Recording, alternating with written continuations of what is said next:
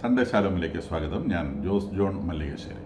ഇന്നലെ വെള്ളിയാഴ്ച ഉച്ചസമയത്തോടെ ഇസ്രായേലിൻ്റെയും US British എയർഫോഴ്സുകളുടെയും ഒരു കമ്പൈൻഡ് അറ്റാക്ക് യമനിലെ ഹൂതികൾക്ക് നേരെ ഉണ്ടായി എന്നുള്ളതാണ് ഇസ്രായേലുമായി ബന്ധപ്പെട്ട ഏറ്റവും പുതിയ വാർത്ത. വ്യാഴാഴ്ച ഹൂതികൾ 3 ഡ്രോണുകൾ UAV എന്ന് വിളിക്കും, അൺആംഡ് വെഹിക്കിൾസ്, ഇസ്രായേലിലേക്ക് അയച്ചിരുന്നു. അവയൊക്കെ ആകാശത്ത് വെച്ച് നശിപ്പിക്കപ്പെട്ടെങ്കിലും അവരുടെ ഡ്രോൺ അയക്കുന്ന ഒരു ടൈമിംഗ് ഉണ്ട്. രാവിലെ 2 മണിക്കും 4 മണിക്കും ഇടയ്ക്കാണ് ഈ സാധനങ്ങളൊക്കെ അവിടെ എത്തുക. പുറകിൽ കിടക്കുന്ന മനുഷ്യർ മുഴുവൻ എഴുന്നേറ്റ് ബങ്കറുകളിലേക്ക് ഓടേണ്ട ഒരു സാഹചര്യം, ഈ ഡ്രോൺ വരുന്നതിൻ്റെ സൈറൺ കേട്ട് ജനങ്ങൾ ഓടിപ്പോകേണ്ട ഒരു സാഹചര്യം. അപ്പോൾ അത് ഡ്രോൺ വീഴുന്നതിന് തുല്യമായ ഒരു അവസ്ഥയാണ് അവിടെ സംഭവിക്കുക. ഡ്രോൺ വീഴില്ല, അത് ഡിഫെൻഡ് ചെയ്യും, നശിപ്പിക്കപ്പെടും, പക്ഷേ ഈ പ്രശ്നം ഉണ്ടാവും. അപ്പോൾ അത് കഴിഞ്ഞ് ഇന്നലെ പകൽ വെളിച്ചത്തിലാണ്, നട്ടുച്ചയ്ക്കാണ് വെള്ളിയാഴ്ച പ്രാർത്ഥനകൾ. അവരുടെ ഇന്നലെ വെള്ളിയാഴ്ചയാണ്. അപ്പോൾ വെള്ളിയാഴ്ച യമനിലെ വെള്ളിയാഴ്ച മുസ്ലിങ്ങളുടെ പ്രാർത്ഥനകൾ കഴിഞ്ഞ് അവർക്ക് എല്ലാ വെള്ളിയാഴ്ചയിലും ഈ ഹൂത്തികളുടെ വക ഗാസയിലെ ആളുകൾക്ക് സപ്പോർട്ട് പ്രഖ്യാപിച്ചുകൊണ്ട് ഒരു പ്രകടനം നടത്തുന്ന പരിപാടിയുണ്ട്. ഈ സനയാണ് അവരുടെ ക്യാപിറ്റൽ. ആ പ്രകടനം നടത്തുന്ന സമയത്ത് തന്നെയാണ് സനയിലെ ഏറ്റവും പ്രധാനപ്പെട്ട power station, highest power plant എന്ന് പറയുന്ന പവർ സ്റ്റേഷൻ ഇസ്രായേൽ എയർഫോഴ്സ് അവരുടെ IAF F-161 ജെറ്റുകൾ ഉപയോഗിച്ച് തകർത്തത്. 20 ജെറ്റുകളാണ് ഈ ആക്രമണത്തിൽ പങ്കെടുത്തിട്ടുള്ളത്. ഈ IAF 161 ജെറ്റുകളുടെ പ്രത്യേകത വളരെ താഴ്ന്നു പറക്കാൻ കേപ്പബിൾ ആയിട്ടുള്ളതാണ്. ടാർഗറ്റുകളെ വളരെ കൃത്യമായിട്ട്, വളരെ പ്രിസൈസായിട്ട് നശിപ്പിക്കാൻ ശേഷിയുള്ളതാണ്. അത്തരം ഫ്ലൈറ്റുകൾ ഉപയോഗിച്ച് ഈ സന എന്ന് പറയുന്ന ക്യാപിറ്റൽ സിറ്റിയിൽ തന്നെയുള്ള ഹയസ്റ്റ് പവർ പ്ലാന്റ് നശിപ്പിക്കുന്നു. അപ്പോൾ അവിടെ ഈ ജെറ്റുകളുടെ ശബ്ദം കേട്ട് ഈ പ്രകടനത്തിൽ പങ്കെടുത്ത ആളുകൾ ചെതറി ഓടുന്നുണ്ട്.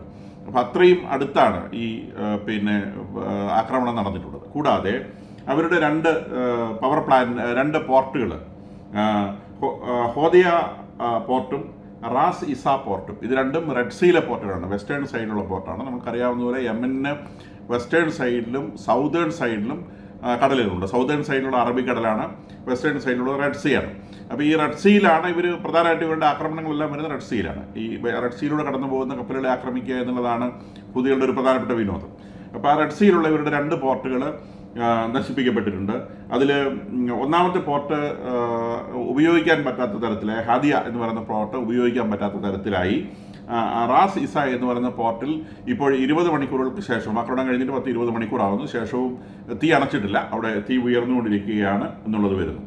ഇത് US-ൻ്റെയും ബ്രിട്ടൻ്റെയും ഇസ്രായേലിൻ്റെയും ആദ്യത്തെ കമ്പൈൻഡ് എയർ സ്ട്രൈക്കാണ്. US-ഉം ബ്രിട്ടനും പലതവണ യമനിൽ എയർ സ്ട്രൈക്കുകൾ നടത്തിയിട്ടുണ്ടെങ്കിലും ഈ 3 രാജ്യങ്ങളും ഒന്നിച്ച് ഇസ്രായേലിനോട് ചേർന്ന് ഒരു എയർ സ്ട്രൈക്ക് നടത്തുന്നത് ആദ്യമായിട്ടാണ്. US-ൻ്റെയും ബ്രിട്ടൻ്റെയും എയർ സ്ട്രൈക്കുകൾ കുറച്ചുകൂടെ ഇൻറ്റീരിയർ പാർട്ടിലേക്കാണ് അവർ നടത്തിയിട്ടുള്ളത്.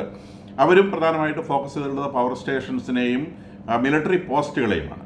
അപ്പം ഉള്ളിലുള്ള ഇൻറ്റീരിയർ യമനിലുള്ള മിലിറ്ററി പോസ്റ്റുകളും പവർ സ്റ്റേഷൻസുമാണ് ഈ US ബ്രിട്ടീഷ് ഫോഴ്സുകൾ ഫോക്കസ് ചെയ്തത്.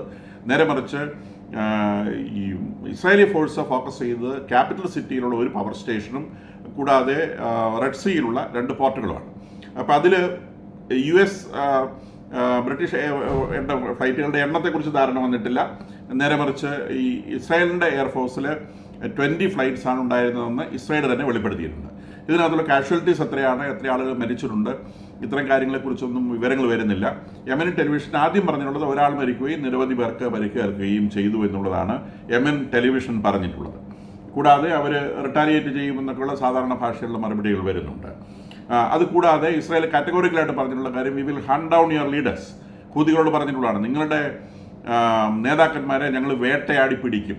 അത് ഞങ്ങൾ നേരത്തെ പറഞ്ഞിട്ടുള്ള കാര്യമാണ്, ഞങ്ങളുടെ വാക്ക് പാലിക്കും. ഹൂതികളുടെ നേതാക്കന്മാരെ വേട്ടയാടി പിടിക്കും എന്നാണ് അവർ ഉപയോഗിച്ചിട്ടുള്ള വാക്ക്. That will be in the near future, ഒരുപാട് വൈകുകയില്ല എന്നും അവർ പറയുന്നുണ്ട്. ഇത് എയർ സ്ട്രൈക്കുകൾ ഇപ്പം തന്നെ കണ്ടിന്യൂ ചെയ്യുന്നുണ്ടോ അതോ തൽക്കാലത്തേക്ക് സ്റ്റോപ്പ് ചെയ്യുമോ എന്നുള്ള കാര്യം ഉറപ്പായിട്ടില്ല. കാരണം ഈ ഒരു ന്യൂസ് പുറത്ത് വന്നിട്ടേ ഉള്ളൂ. കൂടാതെ ഇറാനിൽ നിന്ന് വളരെ രസകരമായ ഒരു സീൻ എക്സ് പ്ലാറ്റ്ഫോമിൽ പരക്കുന്നുണ്ട്. എയർപോർട്ടിൽ വെച്ചിട്ട് ഒരു സ്ത്രീ ഒരു മൊല്ലായിയുടെ ടർബൻ, തലയിൽ വെക്കുന്ന തൊപ്പിയുണ്ടല്ലോ, തുണി കൊണ്ട് ചുറ്റിയ സാധനം, അതെടുത്തിട്ട് അവരുടെ തലമുണ്ടായിട്ട് ഉപയോഗിക്കുന്നു. അപ്പോൾ എന്നിട്ട് ആ സ്ത്രീ അയാളോട് ചോദിക്കുന്നു, നിങ്ങൾ ഇപ്പം നല്ല പിന്നെ ബഹുമാനപരമായ കാഴ്ച നിങ്ങൾക്ക് കാണാൻ കഴിയുന്നുണ്ടോ, നിങ്ങൾ എൻ്റെ ഭർത്താവിന് എന്ത് ചെയ്യുമെന്നാണ് പറയുന്നത്. ഇതാണ് ഇതിനകത്ത് കാണുന്നത്. അപ്പോൾ നമ്മളൊരു ബാക്ക്ഗ്രൗണ്ട് നോക്കിയാൽ മനസ്സിലാവുന്നത്, ഈ മുല്ല ഈ സ്ത്രീ സ്കാർഫ് ധരിക്കാത്തത് കൊണ്ട്, തലയിൽ സ്കാർഫ് ധരിക്കാത്തത് കൊണ്ട് മുല്ല ഈ സ്ത്രീയെ ചീത്ത പറഞ്ഞിട്ടുണ്ടാവണം. ആ കൂട്ടത്തിൽ ഇവരുടെ ഭർത്താവിനോട് പറഞ്ഞിട്ടുണ്ടാവണം, ഇവർ സ്കാർഫ് ധരിക്കാത്തതിന് നിങ്ങളാണ് പണിഷ്മെൻറ്റ് വാങ്ങുക എന്ന് മിക്കവാറും ഈ മുല്ല ഈ ഭർത്താവിനെ പേടിപ്പിച്ചിട്ടുണ്ടാവും. അപ്പോൾ അതിന് റിയാക്ഷൻ ആയിരുന്നിരിക്കണം ഈ സ്ത്രീ ഇയാളുടെ തലയിലുള്ള തൊപ്പി, തുണി വളച്ച് കെട്ടുന്ന തൊപ്പി വലിച്ചു കെടുത്തിട്ട് അത് കുടഞ്ഞ് നിവർത്തി ഇവരുടെ തലയിലിട്ടു. എന്നിട്ട് ഇപ്പോൾ കാണാൻ നിങ്ങൾക്ക് ആവശ്യത്തിനുള്ള ബഹുമാനം ഉണ്ടോ? എന്നിട്ട് അവർ ശൗര്യത്തോടെ ഈ മുല്ലയുടെ നേരെ കുറച്ച് ചാടുകയാണ്. നിങ്ങൾ എൻ്റെ ഭർത്താവിനെ എന്ത് ചെയ്യും എന്നാ പറഞ്ഞേ എന്ന് ചോദിച്ചുകൊണ്ട് ചാടുകയാണ്. അപ്പോൾ ഇറാനിലെ അവസ്ഥ അതാണ്. ഖൊമേനി പുറത്തിറങ്ങിയാൽ ഖൊമേനിയുടെ താടിക്കിട്ട് തട്ടും എന്ന അവസ്ഥയാണ്. ഖൊമേനി ജീവനോടെ ഉണ്ടോ എന്നുള്ള കാര്യത്തിൽ ഇപ്പോഴും ഉറപ്പൊന്നുമില്ല. ഇസ്രായേൽ എന്ന ആക്രമിച്ചതിന് ശേഷം ഖൊമേനിനെ പബ്ലിക് പ്ലാറ്റ്ഫോമിൽ ഒരു ഇൻ്റർനാഷണൽ ജേർണലിസ്റ്റും കണ്ടിട്ടില്ല. കുറേ വീഡിയോകൾ പുറത്തിറങ്ങുന്നുണ്ട് ഇയാൾ മീറ്റിംഗ് നടത്തുന്നുണ്ട്, ഇയാളെ ഒരിക്കലും പുറത്ത് കണ്ടിട്ടില്ല. അപ്പോൾ ഇനി പുറത്തിറങ്ങിയാൽ തന്നെ പെണ്ണുങ്ങൾ ഇയാളെ താടിക്കിട്ട് തട്ടുന്ന അവസ്ഥയാണ് ഇപ്പം ഇറാനിലുള്ളത് എന്നാണ് മനസ്സിലാക്കുന്നത്. അപ്പോൾ ഇറാനിലെ ഒരു പബ്ലിക് അറ്റ്മോസ്ഫിയർ അതാണ്. ഏത് നിമിഷവും ഇറാനിലെ മത ഭരണകൂടം വലിച്ചെറിയപ്പെടാം എന്നുള്ള സാഹചര്യമാണ് ഇറാനിൽ നിലനിൽക്കുന്നത്.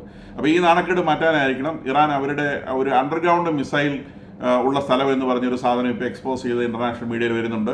ഞങ്ങൾ മിസൈൽ ഉണ്ടാക്കുന്ന ഒരു വമ്പൻ സംഗതി ഭൂമിക്കടിയിൽ ഞങ്ങൾക്കുണ്ട്, ഇവിടെയാണ് ഞങ്ങൾ പ്രധാനപ്പെട്ട മിസൈലൊക്കെ ഉണ്ടാക്കുന്നത്, ഇസ്രായേൽ ഞങ്ങളെ ഇവിടുന്ന് ഒന്നും ചെയ്തിട്ടില്ല, ഇതിനിട്ടൊന്നും മിസൈൽ ചെയ്തിട്ടില്ല, ഇത് പിന്നെ ഇവിടുന്നാണ് ഞങ്ങളന്ന് ഇസ്രായേലിലേക്ക് മിസൈലുകൾ അയച്ചത് എന്നൊക്കെ അവർ പറയുന്നുണ്ട്. തൽക്കാലം തടിതപ്പ് നീക്കാനുള്ള വാചകങ്ങളാണെന്ന് വിചാരിക്കാം.